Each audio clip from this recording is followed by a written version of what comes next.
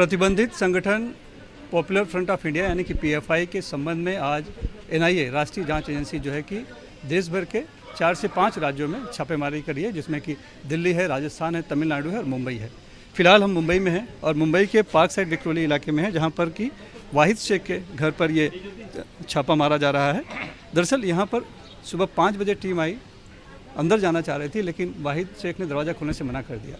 वाहिद शेख साल 2006 में जो रेलवे ब्लास्ट हुआ था, जिसे कि 7/11 के नाम से जाना जाता है, उसमें आरोपी थे, कई साल जेल में भी रहे, लेकिन जब फैसला आया तो अदालत ने वाहिद शेख को बरी कर दिया। वाहिद शेख यहीं रहते हैं, अंजुमन स्कूल इस्लामिया स्कूल में शिक्षक भी हैं, और उन्होंने इसलिए उनका कहना है कि दरवाज़ा खोलने से मना कर दिया क्योंकि जो टीम आई थी उन्होंने कोई भी सर्च वारंट दिखाने से मना कर दिया और अपनी असली पहचान भी शायद नहीं बताई, ऐसा दावा किया जा रहा है। सुबह जब मेरी उनसे बात हुई थी फ़ोन पे, तब उन्होंने कहा कि एनआईए ने जो टीम आई है वो इन्होंने सीसीटीवी को भी कम से कम तोड़ दिया था क्योंकि उनके यहाँ मॉनिटर में दिख नहीं रहा था बाहर का, और साथ ही बाहर का जो दरवाज़ा है वो भी तोड़ दिया गया था, लेकिन अंदर का दरवाज़ा था। और उन्होंने कहा कि जब तक वारंट नहीं दिखाया जाएगा वो नहीं खोलेंगे दरवाज़ा, और उस पर वो 6 घंटे तक बने रहे, यानी कि सुबह 5 बजे टीम आई थी और 11 बजे तक दरवाज़ा बंद रहा। इस संबंध में बीच में पुलिस के द्वारा, स्थानीय पुलिस के द्वारा सहयोग करने के लिए बुलाए गए आलम खान मेरे साथ हैं, जो कि एक स्कूल के संचालक है बताए जा रहे हैं। इन्होंने बीच में बात की और एक समाधान निकाला, और अब देख रहे हैं हम कि दरवाज़ा खुल चुका है और तलाशी ली जा रही है। अब मुझे ये बताइए कि आपको किसने बुलाया यहाँ पर और कैसे आपने बीच का समाधान निकाला? मुझे यहाँ के लोगों ने, जिसमें हमारे खलील खोज साहब हैं, पहला कॉल इनका आया, उसके बाद में पुलिस विभाग से कदम साहब हैं, उनका फ़ोन आया कि एनआईए की टीम यहाँ आई है और अब्दुल वाहिद से कुछ पूछताछ करना चाहती है, वो सहयोग नहीं कर रहे हैं। मैंने फ़ौरन कहा कि सर आप रुकिए, कोई ज़बरदस्ती नहीं करना है, मैं आता हूँ। अब्दुल, यहाँ के सभी लोग तकरीबन मेरी बात मानते हैं क्योंकि मैं कभी कोई गलत काम किसी पक्ष में नहीं कहता हूँ, जो उचित है, लीगल है, वही मैं करता हूँ। यहाँ आने के बाद मैंने देखा कि यहाँ काफ़ी भीड़ जमा है, रिपोर्टर्स जमा हैं, पुलिस जमा है, पब्लिक भी जमा हो रही है। तो सबसे पहले पूछा कि भाई एनआईए के ऑफिसर कौन है? तो एक साहब चौरासिया करके, चौधरी या चौरासिया जो भी हैं, वो आए। मैंने कहा आप वारंट दिखाइए।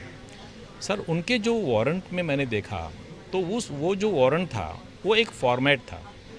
उस फॉर्मेट में जो घर को सर्च करना है उसका नाम उन्होंने अपने हाथ से लिखा है। और उसमें उनका नाम भी नहीं लिखा है कि मतलब आपको ये अधिकार दिया जाता है कि आपको सर्च करना है। जब उस पर सवाल उठाए गए कि मैंने कहा सर, इतनी बड़ी एनआईए की टीम, आप लखनऊ से निकलते हो, प्लानिंग करके निकलते हो, टारगेट फिक्स करके निकलते हो, तो आपकी तैयारी क्या है? आपका पेपर तो इनकम्प्लीट है। नहीं, बोले जल्दी में हो गया, बोले हम आपको भाई व्हाट्सअप भेज देंगे। हमने कहा ठीक है सर, व्हाट्सअप से भेजा, ठीक है, पर किसका घर सर्च करना है? उन्होंने उसका तो नाम ही नहीं लिखा।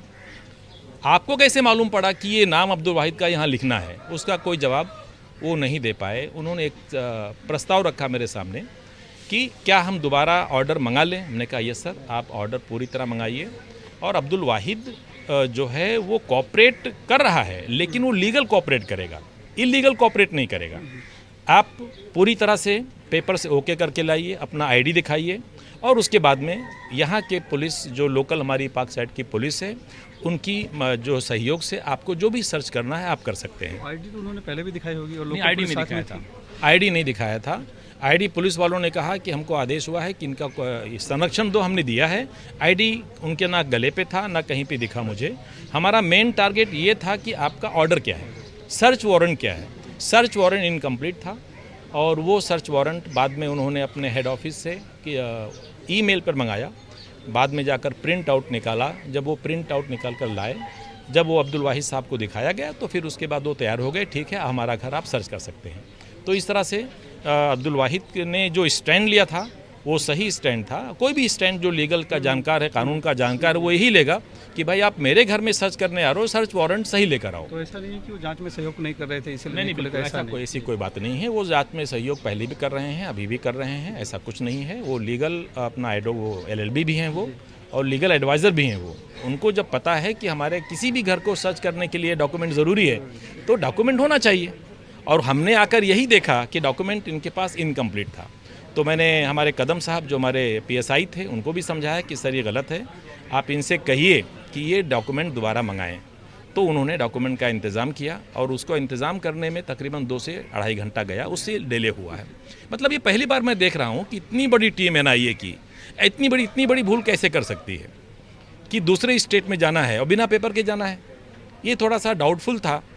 तो इसलिए मैंने बिना पेपर के घर को सर्च करने के लिए अब्दुल वाहिद को मैंने कन्विंस नहीं किया। मैंने कहा आपका स्टैंड सही है, पहले आप एनआईए के लोगों को अपना स्टैंड क्लियर करना पड़ेगा। जब वो क्लियर हो गया उसके बाद में रास्ता क्लियर हो गया। अभी सर्च चल रहा है, कोई दिक्कत नहीं है। Yes sir. बहरहाल समाधान निकल चुका है। सर्च वारंट की ज़रूरत थी, टीम सर्च वारंट वो लेकर आई और लिहाजा अब देख रहे हैं हम जी। कि दरवाज़ा खुल चुका है और जो टीम है एनआईए की वो अंदर है, तलाशी ली जा रही है। तलाशी में क्या निकलेगा वो जांच के बाद पता चलेगा, लेकिन फ़िलहाल मुंबई सहित और 4 जगहों पर यानी 4 राज्यों में एनआईए की जो है एजेंसी है वो पीएफआई से जुड़े हुए संबंध में तलाशी ले रही है। और जो यहाँ पर एक पेच उत्पन्न हो गया था कि दरवाज़ा नहीं खोल रहे थे वाहिद, लेकिन सर्च वारंट दिखाने पर अब उन्होंने दरवाज़ा खोल दिया है और जांच में पूरा सहयोग कर रहे हैं, ऐसा उनका और उनके सहयोगियों का दावा है। मुंबई से कैमरामैन परेश के साथ सुनील सिंह, NDTV इंडिया के लिए।